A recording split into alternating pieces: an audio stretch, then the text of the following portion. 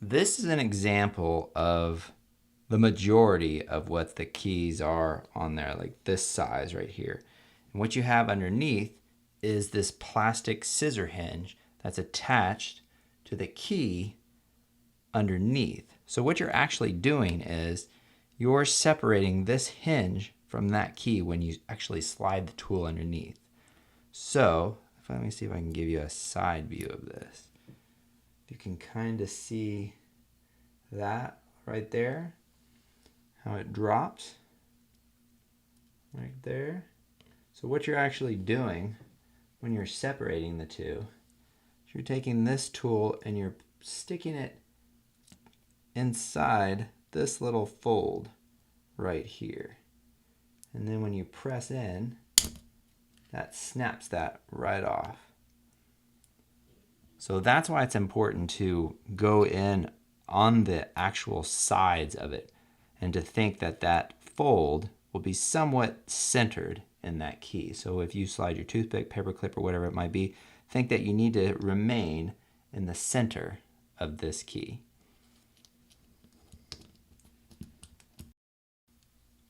We're going to remove the tab key.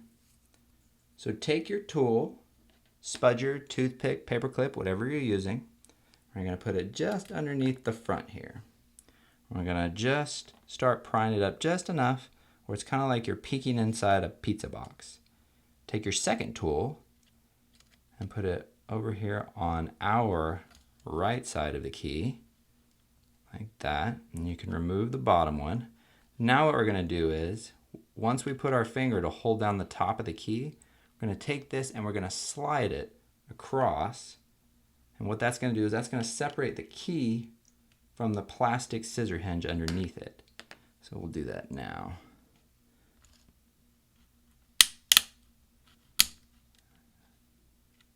And, oh, didn't quite. So we've separated it from the plastic hinge. Now you'll notice there's a metal clip in here that it's also attached to. So what you can probably do is take your tool, whatever you're using, and just put it in between the key itself and the metal bar and just kind of pry it out. There you go. That comes right off. Then to remove the plastic scissor hinge, take it and put it just above the rubber cup, and then slowly come back, prying that front part off. Do the same thing to the bottom.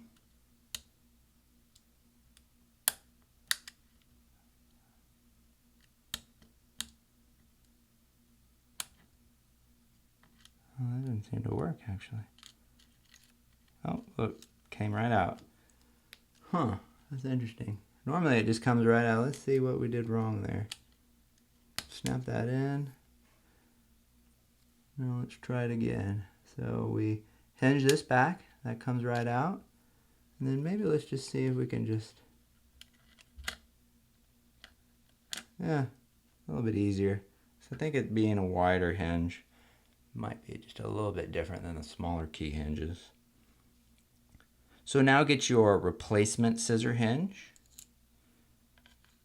And you'll notice there's a wide part on the bottom and a tapered part towards the top, and that's the orientation that it'll go actually back into the keyboard.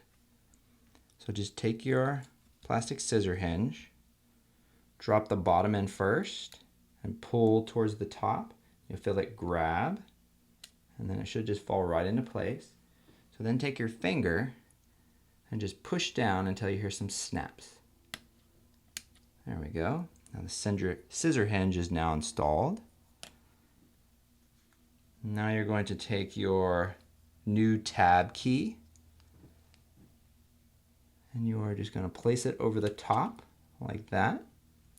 You're going to use your finger and press down until you hear all the snaps from the various clips underneath it that need to click in.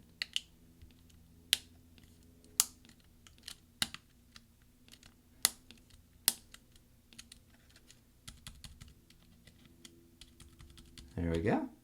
Your tab hinge has been installed, or your tab key has been installed. Mac. And keys.